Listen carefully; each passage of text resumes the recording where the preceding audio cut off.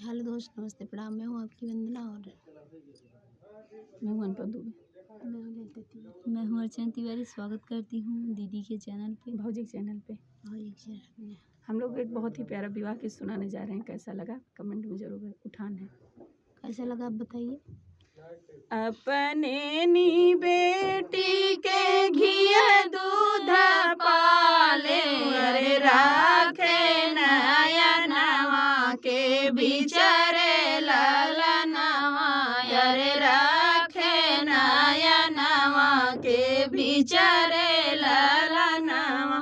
जेहि दिन मोरे बेटी होई है पराई, अरे केही विधि रखबै परान रे ललनवा, अरे केही विधि रखबै परान रे ललनवा।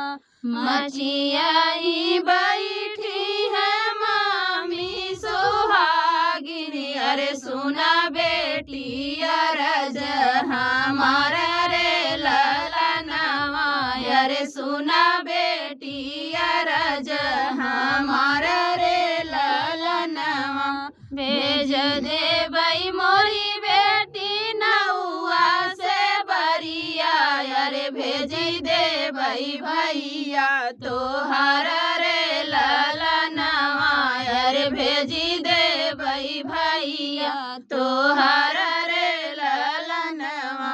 मचियाही बैठी है भाभी सुहागिनी, अरे सुना ननदी अरज हमारा रे ललनवा, अरे सुना ननदी अरज हमारा रे ललनवा। नहीं भेजबै मोरी ननदी नौआ से बरिया, अरे नहीं भेजबै भैया तोहार रे ललनवा, अरे नहीं भेजबै भैया तोहार रे ललनवा। मचियाई बैठे मामी सोहागिनी, अरे सुना भाभी अरे सुना मामी भाभी के जवाब रे ललनवा, अरे सुना मामी भाभी के जवाब रे ललनवा। भेजी देबै मोरी बेटी नौआ से बरिया, अरे भेजी देबै पापा तोहार रे ललनवा, अरे भेजी देबै पापा तोहार रे ललनवा।